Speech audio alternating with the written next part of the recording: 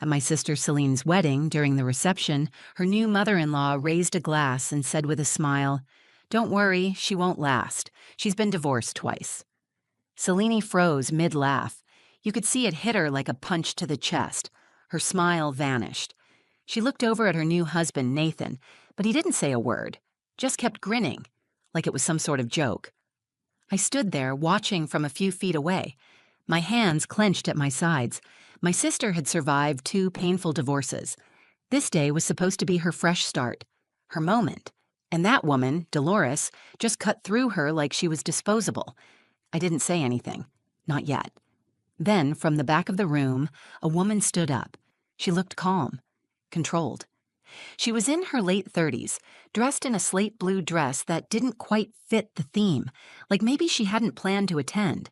She held up her phone and said, loud and clear, "Actually, I'm his first wife, and you need to see this." Everyone turned. The music stopped. Chairs scraped on the floor. The groom, Nathan, went pale. That's when everything unraveled. "My name is Kaya. I'm 35, a high school English teacher, and I've always been more of an observer than a participant. I'm the older sister who fixes things quietly in the background. I don't cause scenes. I don't create drama. But that day, at my sister's wedding, I stood at the edge of something that would change all of us.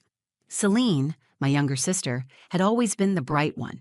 She had a laugh that made strangers turn and smile. She believed in second chances even after most people would have stopped trying. At 32, she was walking down the aisle for the 3rd time, wearing a dress that shimmered in the late afternoon sun. Her eyes full of hope I didn't dare question out loud. We were standing on a sunlit vineyard just north of Napa. Rows of vines stretched behind the ceremony site. The smell of wild lavender in the air, candles flickering in glass jars. It was beautiful, handcrafted, the kind of wedding that felt like a movie. But the tension in my stomach wouldn't let me enjoy it. I told myself it was just nerves. Weddings are emotional. It wasn't my place to doubt her choice. Nathan, her groom, was the kind of man who knew how to win a room. Tall, clean-cut, expensive smile. The first time I met him, I remember thinking he was almost too polished. He made eye contact a beat too long. He touched your arm when he talked. It wasn't rude, just calculated. Still, Celine adored him. She said he made her feel seen again. After 2 failed marriages, one to a narcissist, the other to a man who vanished without warning, she said Nathan made her feel safe. Our parents were relieved. Our mom, Marla, cried when Selena told her about the proposal. She told me she hadn't seen that spark in her eyes since college. Our dad, James, had a different reaction. He stayed quiet, nodded once, and changed the subject. That's how he was. When he didn't trust something, he held it in until it exploded. And he never liked Nathan. I think he saw what we didn't. The weeks leading up to the wedding were a blur. Celine dove into planning like her life depended on it. Every napkin ring, every flower petal had to be just right. She said she wanted this one to feel permanent. She didn't want it to be something she looked back on and questioned later. As maid of honor, I stood by her through dress fittings, wine tastings, vendor calls, and late-night crying spells when she said things like, "What if I'm the problem?" I always told her the same thing. No one who loves like you do is the problem. The morning of the wedding, I found her standing alone in front of a full-length mirror, adjusting her earrings with trembling fingers. She asked me, "Do you think I deserve this?" I told her, "More than anyone I know." And I meant it. She was nervous, but it felt like the good kind. The kind of nerves that come with starting something big. I helped her into her dress, laced up the back, and we laughed about how ridiculous the whole wedding industry is. For a moment, it felt light. I wanted to believe we'd look back on this day with nothing but warmth. The ceremony itself went smoothly. Vows were exchanged. People clapped, cried, clinked glasses. The photos turned out gorgeous. The sun dipped just enough to bathe everyone in gold. If someone had paused the moment right then, frozen it in a frame, it would have looked like the beginning of a love story. But things shifted at the reception. It started small, a comment from Dolores, Nathan's mother, when we were lining up for photos. She leaned toward me and whispered, "Third time's the charm, right?" I forced a laugh, unsure how to respond. Her tone was light, but her eyes were sharp. That was the first red flag. Still, Selene looked happy. She glowed. Her hand never left Nathan's arm. I kept telling myself not to ruin it by overthinking. People say awkward things at weddings. Emotions run high. Not every comment means something sinister. I had no idea what was waiting behind her smile or what Nathan was hiding behind his. And then came the moment at the reception. The toast. The silence. The woman in the blue dress standing in the back. I thought I knew what kind of story we were in. I thought this was Selene's redemption arc. But weddings have a way of revealing what's been buried. And once the truth stood up and spoke, there was no going back. The reception was already in full swing. The sun had set behind the hills, leaving the vineyard bathed in soft golden lights strung between the oak trees. Music played, wine flowed, and the air buzzed with the kind of warmth that only happens when people are convinced they're celebrating something good. Selene and Nathan were sitting at the sweetheart table, leaning into each other, faces lit up by the flicker of candles and the occasional camera flash. She looked beautiful. More than that, she looked relieved, like she'd made it to the other side of something painful and was finally safe. I watched from our family's table with a drink in my hand and a knot in my stomach I still couldn't explain. Something about the whole evening felt overly rehearsed, too perfect. Nathan never left her side. His mother, Dolores, moved through the crowd like she was hosting her own party. She gave hugs that felt stiff and compliments that cut just beneath the surface. When she finally walked up to the microphone to give her toast, I braced myself. She raised her glass and smiled at the room with the confidence of someone who had always assumed she'd be the loudest voice in it. "I just want to say how happy I am to welcome Selene into our family," she began, voice smooth, practiced. It takes real courage to walk down that aisle more than once. And well, you've certainly done that. People laughed. Not everyone. The laugh was polite, uncomfortable. Selene's shoulders tensed, but she kept smiling. Nathan put a hand on her leg beneath the table. Dolores continued, "I always say, if at first you don't succeed, try again. Third time's the charm, right? Don't worry, sweetie, you probably won't last. But that's okay. You've been divorced twice already. You know how this works." The room fell dead silent. Selene stopped breathing. Her face dropped, lips parting slightly as if she was trying to form a response, but couldn't find words. She didn't cry, didn't shout, didn't move. She just stared at Dolores like she was trying to understand what had just been said in front of 100 people. My mother gasped audibly. My father sat up straighter in his chair, his hands curling into fists on the table. I could feel the tension rise in my chest, hot and sharp. I looked at Nathan. He wasn't laughing, but he wasn't shocked either. He just stared ahead, jaw clenched, as if this wasn't the first time his mother had embarrassed someone he loved. Selene's hand moved to her lap. I could see her fingers digging into the fabric of her dress. She still said nothing. I wanted to stand up. I wanted to walk over and say something that would make this woman sit down and shut her mouth, but I didn't know what. I felt frozen, like Selene. There was something about the way Dolores had said it. Casual, dismissive, as if my sister's past made her unworthy of this moment. Then, before anyone else could respond, a voice called out from the back of the room. "Actually, she's not the one you should be worried about." Everyone turned. A woman had stood up from one of the last rows of tables. She looked composed, calm, but her eyes locked onto Nathan like a spotlight. She held up her phone. "I'm Lila," she said, "and I'm his first wife." A ripple of shock moved through the guests. Murmurs rose like a tide. Some people turned to Nathan for an explanation, but he was frozen, pale. His mouth opened slightly, but no words came out. Dolores stepped back, visibly confused. "What is this?" she snapped. Lila walked forward, holding her phone higher. "This is a copy of our marriage certificate, and this," she added, tapping the screen, "is a photo of us, from last summer, because he never filed for divorce." Selene looked like she'd been knocked out of her own body. She was staring straight ahead, blinking slowly, her mouth tightening into something between disbelief and devastation. Nathan finally moved. "Lila, stop, not here." She didn't. "You never told her you lied to her, just like you lied to me." I stood up and made my way to Selene. I touched her shoulder gently. She didn't flinch. Her face was stone. That was the moment the room turned. The celebration was gone, replaced by a wave of whispers, side eyes, and questions. Dolores' smugness collapsed. Nathan looked cornered. Celine looked like she had just witnessed her future dissolve in real time. And I knew, without a doubt, this wedding had just ended in a way none of us saw coming.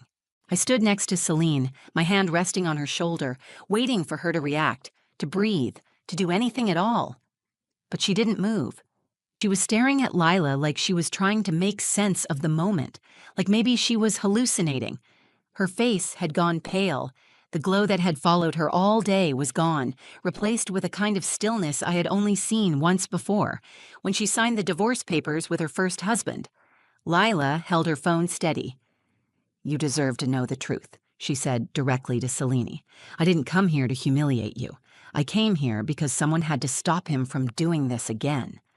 The guests were frozen in place, unsure whether to sit or stand, whether to stay or flee. The music had stopped. The air had changed. I could feel the heat building at the back of my neck, that electric tension that comes when people are trying to pretend they're still at a party, but know they're actually witnessing something fall apart. Nathan finally stepped forward. His face was blank, but his eyes darted to Celine, then to Lila, then back again. "Celine, let me explain," he said, his voice low, almost rehearsed. "It's not what it looks like." Celine blinked once, then again. She turned her head toward him slowly. "You're still married," she said. Her voice was calm, but her words cut through the air like glass. "She's your wife." Nathan shook his head. "It's complicated. I meant to file. We've been separated for years. We're not together. You have to believe me." "Then why did you lie?" she asked. He paused. "I didn't want to lose you," he said. And for a second I saw something flicker in his expression. Regret, maybe, or just the fear of consequences finally catching up. Lila stepped forward. "I gave him the chance to tell you. I begged him to be honest before your wedding. I thought he would do the right thing, but he didn't. He told me he needed the marriage to happen, that you were his fresh start." Celine exhaled slowly, like she was trying to release a weight pressing against her chest. She reached up and began to unclip the veil from her hair. Her hands trembled slightly.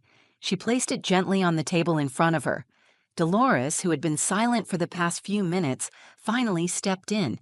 "This is absurd," she said, her voice sharp and defensive. "You let that woman come here and ruin my son's wedding?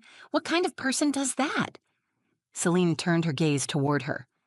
"You said I wouldn't last, that I've been divorced twice, but your son isn't just a liar. He's a married liar.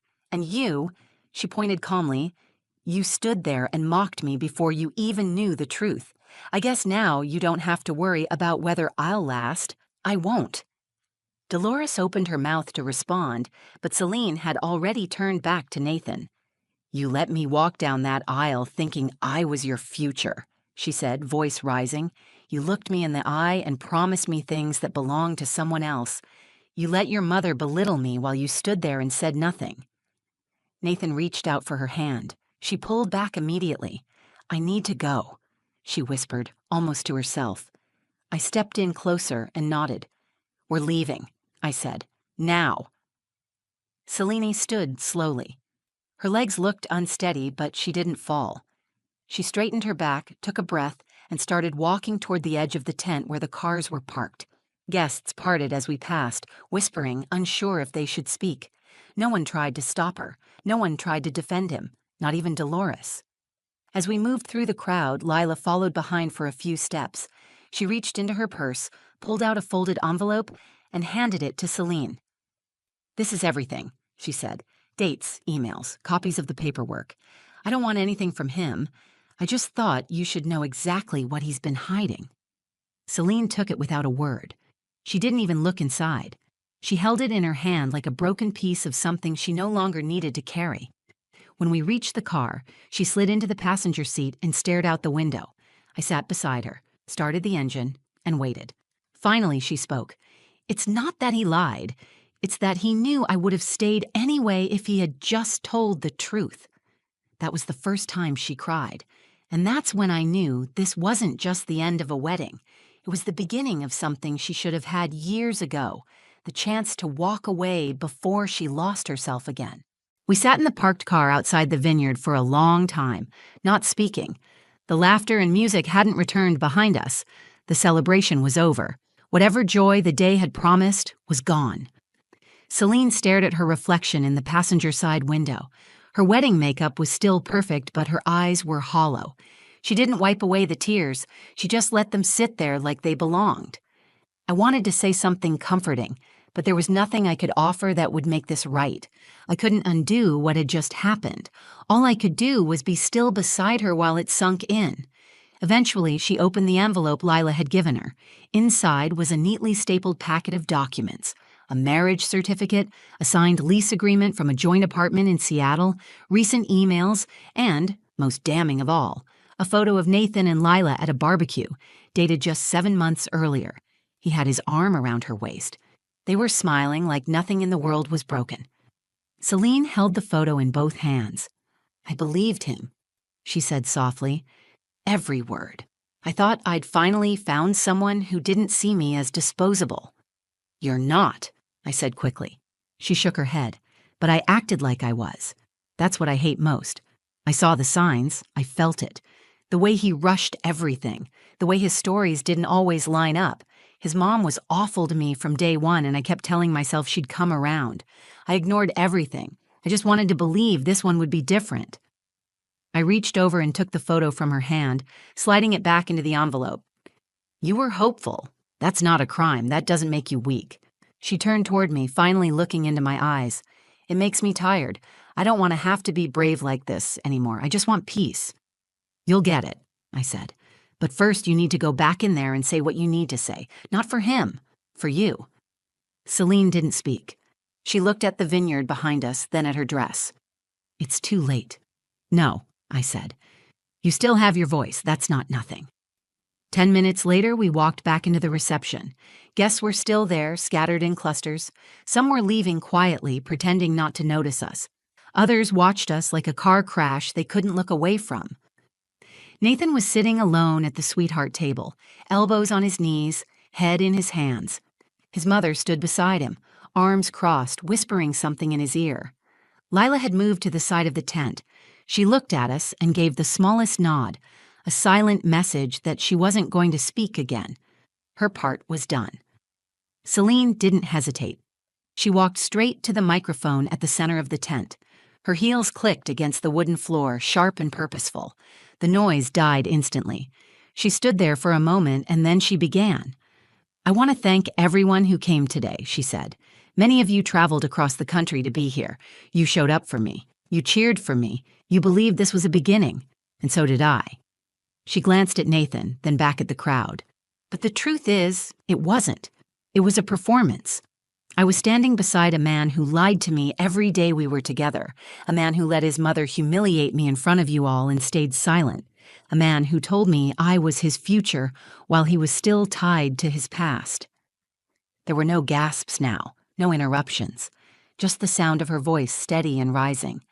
"I'm not ashamed of being divorced. I'm not ashamed of loving too hard, but I am done letting other people define what I deserve. So I won't be anyone's third chance. I won't be someone's cover story. I'm walking away, and I am not broken." She placed the microphone back in the stand, walked to the sweetheart table, and removed the ring from her finger. She placed it neatly beside her untouched plate. Nathan stood up. "Celine, wait."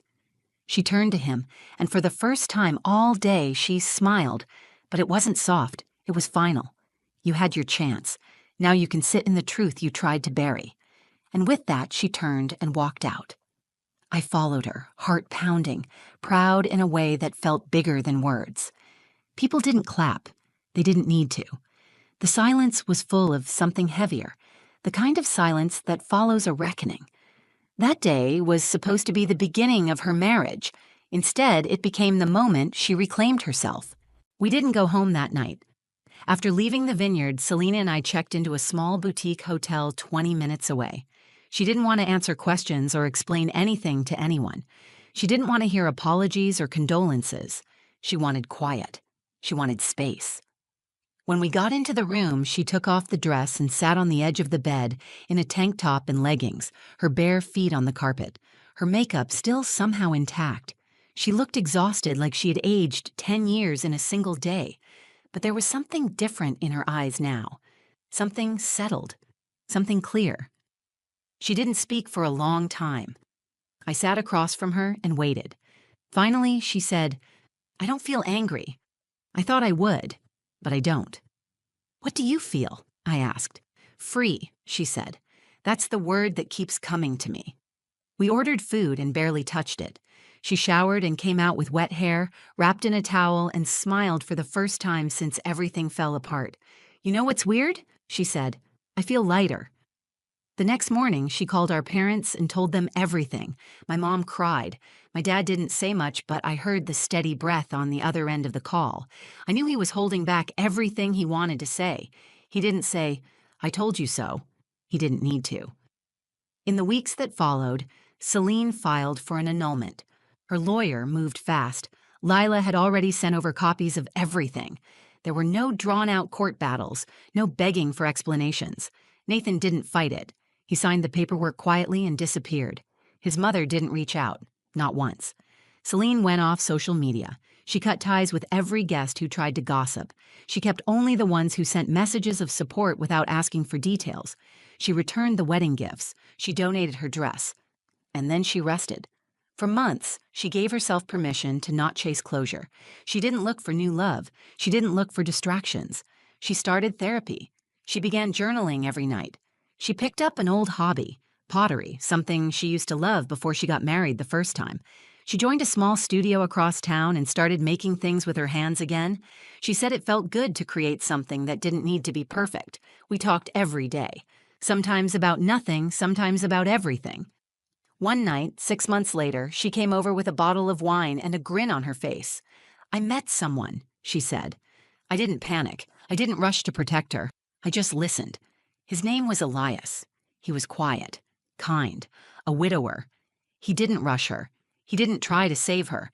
He just showed up week after week and let her be exactly who she was. He asked questions and actually waited for answers. He didn't flinch at her story. He just held space for it. I met him 3 weeks after that. I liked him immediately. He didn't charm the room like Nathan. He didn't dominate the conversation. He helped my mom carry dishes to the kitchen. He asked my dad about his garden. He brought Celine a tea without her asking. This time, it felt real. And Celine? She looked grounded, not high on hope, not desperate to prove anything, just steady. She told me later that she didn't feel like she was starting over. She said, "I'm just continuing." This is me, moving forward. No more reinventions, no more fixing broken people, just walking my own way. And if someone wants to walk with me, great, but I'm not dragging anyone ever again. I think about that a lot. Looking back, I used to wish I'd said something sooner. I used to wonder if I could have stopped the wedding before it happened. But the truth is, she had to see it for herself.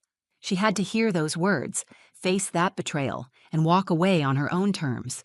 Because that moment, when she stood in front of that room and reclaimed her voice, that was the real beginning. Not the wedding, not the dress, not the ring. The moment she chose herself over the story she thought she was supposed to live. And watching her do that, that was the most beautiful part of the whole day. If this story moved you or reminded you of someone who's been through something similar, share it with them. Sometimes all it takes is hearing one voice to help someone find their own. I'd love to hear your thoughts. Have you ever watched someone walk away from something they thought was love? Or maybe you've had to do it yourself. Drop a comment below. Let's talk about it. And if stories like this speak to you, if you believe in truth, strength, and second chances, go ahead and like the video, subscribe to the channel, and hit that notification bell so you don't miss the next one. Thanks for being here. See you in the next story.